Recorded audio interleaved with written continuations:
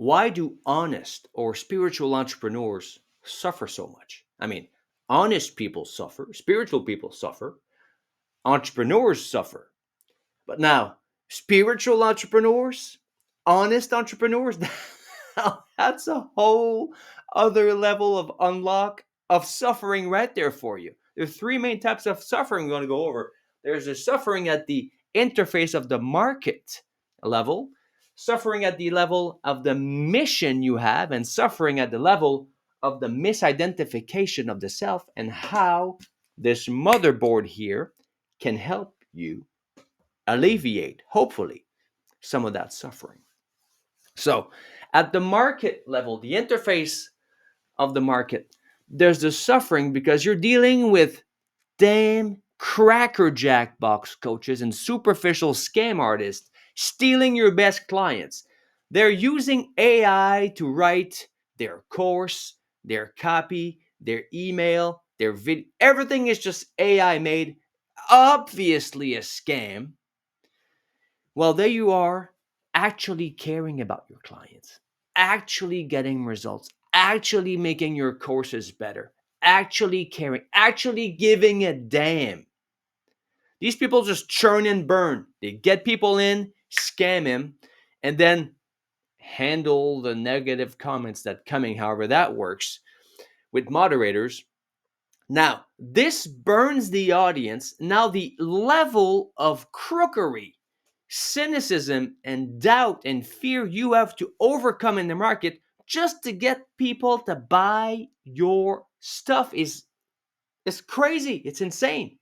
Now, the way you communicate to them, now, as a spiritual person, somebody who's aware that you are more than just a physical body, like you have a body, you are not a body. This is just a crucial difference. Just that. As this, you are aware of something internally inside of you that is some people, maybe, I don't know, maybe half the population, does not even register on their radar.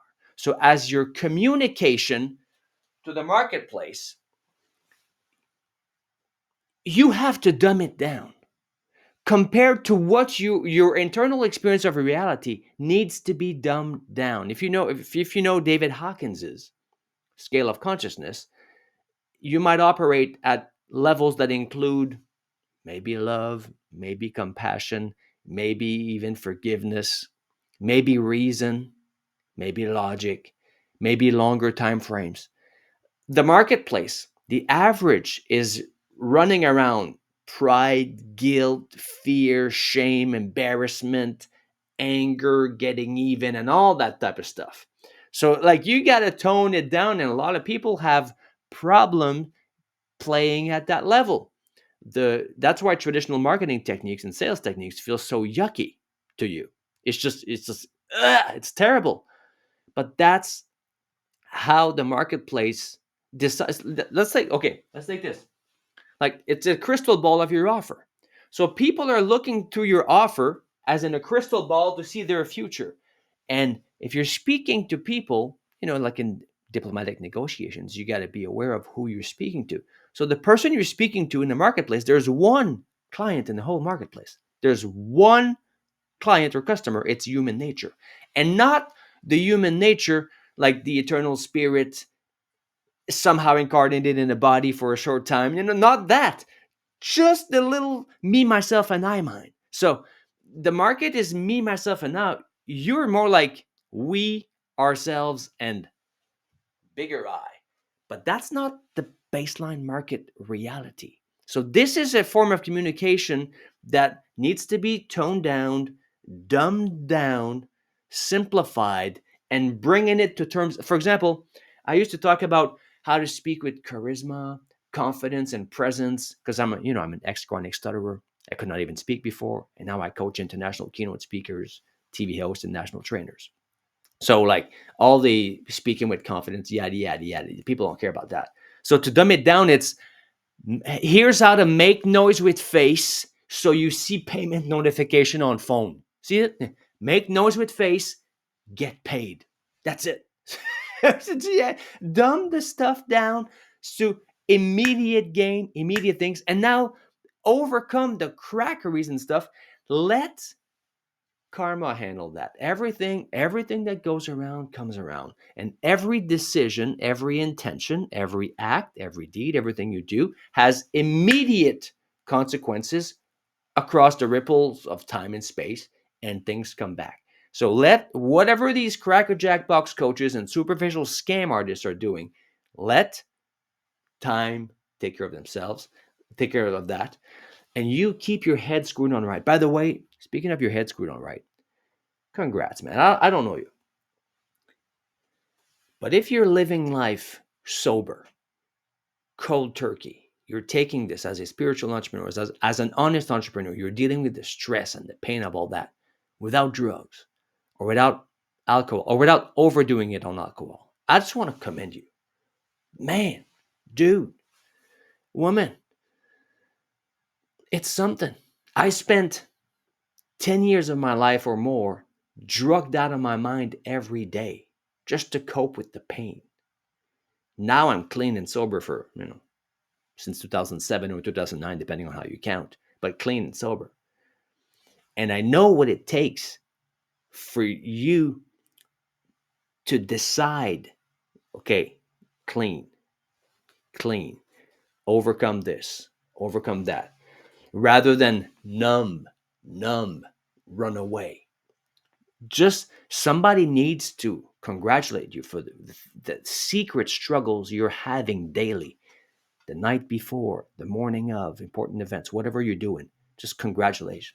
And this is where the motherboard will come in here to help you process things faster so you get unstuck faster. But that's the market level pain, the mixing of the levels of the internal and the external, and how people make buying decisions based on the context of there's so much. It's even a miracle that some people still trust a little bit. Long story short, I just want to commend you for the things, your secret struggles that you're going through. And if you just keep on keeping your head screwed on right and your heart in the right place and you keep it between the lines, over the long term, you are winning. Nothing can stop you. Which brings us to the next type of suffering before we bring out the motherboard that's going to help you get unstuck. So this here, mission suffering. A lot of people don't have the calling. You've had this calling. You have these missions, these visions, these plans. You're meditating, you get visions, you get downloads, you get intuitions, hunches, you kind of know things. You like these huge things. But yet the interface of, well, I'm just a man, I'm just a woman, I'm just a leader of a small team. Like, how am I going to do all that?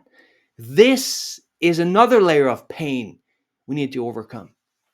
Now, spiritual masters tell us that if you say you're destined for enlightenment, you're going for enlightenment, you're actually reading on a subject, you're meditating, and you're transcending the ego and the self and doing all that, this spiritual work. Well, they say this is not the product of your past pushing you to do this.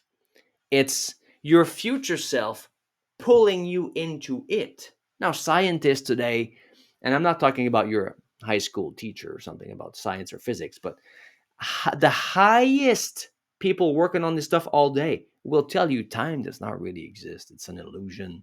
It's even called time space. They just had a new discovery this week about gravity and time and space and all that, shaking the fundamentals of what they believe to be true. So if you listen to these guys, they pretty much say time doesn't exist and we don't know what's what. That's pretty much what, at the highest level. And then if you listen to spiritual masters, they pretty much say the whole thing. The whole thing is time is not an illusion. It's not there. Everything is just energy. So this, at these levels, they're saying the same thing. So if you just cooperate today, what do you do on Monday morning? What do you do on Wednesday? Like, how do you handle that meeting? What do you say on stage? Okay, you just behave today in accordance with your future self. That's it. So you cannot do today what you will be able to do tomorrow if you keep on leveling up. Baby, it's a level up game. It's the same thing. When you go from, I used to be like a chronic stutterer. I could not even speak before. Then I could not speak to one person. I can speak to two and five and 10 and 17,000, whatever. And then I can teach you how to do the same. It's the muscle of leveling up. If you do a bicep curl of 5 and then 7 and 20 and 35 and 50 and 120, whatever, the muscle of leveling up is the same muscle. And the more you level up, the more you can level up in the shorter time frame. So you cannot do today what you'll be able to do tomorrow if you just keep on getting better. So the best you can do to keep that mission alive is to not give up on it. Again, congratulations for not falling into drugs and overcompensation, sex, drugs, and rock and roll, and everything else you could do in this world to keep you away from that mission. Somebody needs to just applaud you. I know what it is. Realize that all these visions you have, and the callings, people, they get the calling, they answer, and then they go, oh my God, they get scared, they hang up. But if I know you well, you're the type of person that the phone keeps on ringing even when you hang up. You hang up, it's still ringing. And it's still ringing. And then you try to numb it, you try to go away, it's still ringing. You can't hide from your destiny. You can't run away from yourself, because no matter where you go, there you are. Keep that in mind. Keep on leveling up and do today what your future self, even tomorrow if you like, do today what tomorrow needs to get done. And tomorrow you do what next week needs to get done. If you just keep going like this, never mind the Cracker Jack box coaches scamming people, and you keep your eyes on the prize.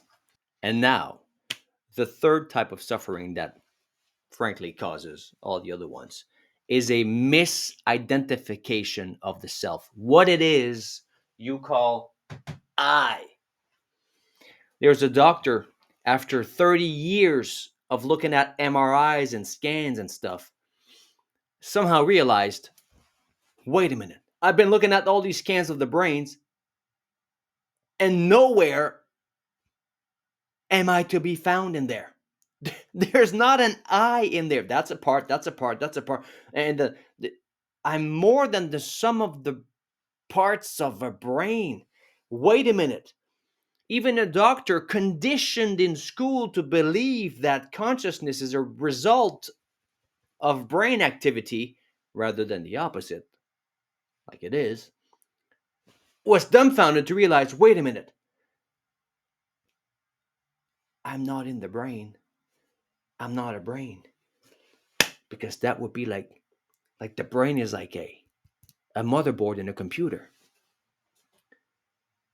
So the camera hooked to this, the camera here is like the eyes, and then the microphone is like, that's a speaker, that's an ear, that's an ear. Oh my God. And then the sensors, whatever the sensors are for temperature, that's like the skin and stuff. And this all goes to the motherboard, but that's a physical thing, that's the brain. But I'm not a software. I'm not hardware, that's the hardware. I'm more like a software. The mind is like the software, and the brain is like the motherboard. Oh my God. If the mind is the software and the brain is the motherboard, what's the subconscious mind? Oh Lord. The subconscious mind would then have to be the operating system that the software runs on. So if you take an operating system like Mac and you put a Windows software in there, it will not run because it's not designed that way. So if you ever try to make some changes in yourself or in your clients or anybody, and you can put it like, all the information is for free on YouTube. Okay, it's all for free. But why doesn't everybody speak 5 languages, have a 6-pack, and work 4 hours a week? Because it's all there. Because the operating system is so messed up. You need to affect change in yourself at the operating system level and in your clients at the operating system level. So you change whatever the mind is and the subconscious mind, which affects the mother. Because in computer analogy, this is just a thing. But in the case of your brain, it can change over time. Yeah, we used to think that the brain that was that, but now there's brain elasticity at all ages, keeps on going. So if the brain is the motherboard, the mind is the software, and the subconscious mind is the operating system, what is consciousness? Like your real I, your true self. What is consciousness in this funny analogy I'm just making up here? Well, if that's the brain and the mind is the software and the subconscious mind is the operating system, consciousness is the power that powers the computer. What happens to a computer and the software and the operating, if you unplug it, if you shut down the power, what's that going to do? Nothing. Consciousness itself is the power that powers your subconscious mind, that powers your mind, and powers the brain. So, depending on where you put your eye as you're working through your plans, what you have to do, how you sell, how you communicate, how you do your things, how you work out, how you do everything. If you put the eye at the level of the brain, what kind of leverage do you have? You got no leverage. Like, how are you going to influence the brain if you think I is the brain? Like, think of it as a lever arm, like a lever, right? If you put the I at the brain level, how are you going to have an impact on it? You can't, because for a lever to work, you have to be the thing pressing on the lever. Then there's a fulcrum and the thing and an effect right there. So if you think I is the brain, what are you going to do? You're hosed. That's why people I teach people how to have six-figure days from the stage and how to speak with confidence on stage, on camera, in meetings, yada, yada. And then there's this whole thing, people I respect and love. And it's a whole thing. They're a community. Maybe even they even have neuroscientists thinking about this. Whatever they came up with this, some sort of a study. It's popular. They say, oh, if you're afraid, just tell yourself it's, what do they say? Excitement. There you go, because it's the same neurochemical, whatever they got. Dude, if you know what stage fright feels like, if you've really had panic attacks on stage and you're really freaking out, you know you can't hack your brain into believing, oh, it's just excitement. Good God. This is insulting people. Okay? By the way, if you're really terrified about speaking, so just speak with us. As far as I can tell, I would have to say we have the best speaker training that's also an internal tool facilitator. So personal development and speaking together, it's world class. I don't think there's something better than this. Just reach out, click somewhere in the video, nextlevelpublicspeaking.com. Anyway, so this thing here. So if you think you are a mind, if you put the I at the mind level, well, that's better because now you can have some leverage on the brain. So this is where most of these hacks come up. So when people talk about, well, you got these mind hacks, this is because people didn't really think that they are a mind, and then brain hacks. They think they are a mind, and then they have a lever on their brain. So they're thinking about hormones and peptides and whatever they got going on, and then they think if you breathe a certain way, if you do this, it's going to hack your brain. This is where you get the confidence hacks of breathing a certain way and all that. Well, that's not sustainable a lot of times. You got to go one level deeper, because if you put the I at the level of the conscious mind, well, then you are a victim from your subconscious mind, which is like bigger and scarier than you. Happens all the time. So consciously you're trying to not eat chips, but in the subconscious mind is like with the big drives. And who wins? The unconscious drives, sex drive, survival drive, and all that, or the conscious mind and the willpower? Because will is like a battery. The subconscious mind and the subconscious drives are like, good God, an electrical power generator. But consciousness is power itself, which is a whole new level. So if you just put yourself, it's called making your subconscious conscious. If you put the I at the level of the subconscious, then you can affect the mind, and then which affects the brain. Way more power instantly. But how are you going to affect the subconscious mind and get over the nerves and all the problems and the shaking and the sweating and the self-sabotage and all the habits and the bad behaviors and the God knows what else is going on in there and the subconscious, whew, and the dreams and everything else, if you think you are that? You can't, because you got no lever on the thing if it's you. You need a higher lever, which is your true self, unchanging. We don't have time in this short YouTube video to go into all that. We could do this for years. Is you put yourself at the level of the power that powers the whole thing, consciousness itself, as in I, as in existence itself, as in awareness, as in not what you are aware of, but awareness itself, not what you are conscious of, but consciousness itself. If I'm aware, if just take something in front of you, just look at something. I have a guitar pick here. Okay, let's take a guitar pick. I'm looking at this guitar pick. Okay, well, that can't be the guitar pick because I'm looking at it. So I'm what's looking at the guitar pick. Easy, right? If you hear a sound, you can't be the sound, you're what's hearing the sound. Easy. That's in the external world. But when people get messed up is when they close their eyes and they're having a dream. All of a sudden, they think, eyes closed. If they hear a thought, they think, I thought that. I am thinking that. They don't think, I am what's aware of this thought that just flew by or that I just heard. If they have a vision or an image or a dream, they say, I am in this dream. So they identify either at the brain or the software level or the subconscious mind. They don't realize I'm the consciousness. I'm what is aware of that going on. There's a feeling. They say, I feel like this. They're not saying, I, eternal witnessing consciousness, unfazed, unkillable, eternal, always on, always shining, as a light, as a flashlight, am aware of this feeling. Just say, I feel like this. So where you put the I determines the speed of the bandwidth of the power that runs through the system to process. So somebody wants to process a trauma, something that makes them scared or whatever is going on. Oh, I got to do this ad and I'm scared or whatever's going on. Well, if somebody thinks I am a brain, it does like 1.5, whatever the millivolts are in here.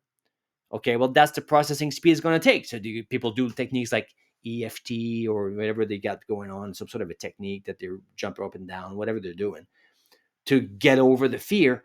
But their processing power is like 1.5 volts. So it takes them 3 weeks to get over something. If somebody thinks that they're a mind, the mind. Sorry. Now they go into, the power of the mind. We have the power of the mind, and then you can manifest and all that type of stuff. Well, then you got a lot more power, 12, 18 volts, which you can affect that. Processes faster. Somebody now reads the power of the subconscious or gets into that thing, hundreds or thousands of volts there to affect everything else downstream. Unconscious beliefs, unconscious values, making some work and at that level affects everything else downstream. But when you forget to forget that you are consciousness itself and you realize you are the power that powers the whole mechanism, that's where you transcend things like that. That's more than high-speed connection. So you go from a broadband, whatever, the sound in the 90s, like with the internet, you go from this to like, everything just goes faster and faster and faster. And this misidentification of the self is at the core of your silent suffering, the one you don't say to no one, the one you stiff upper lip, the one you muscle through and white knuckle through.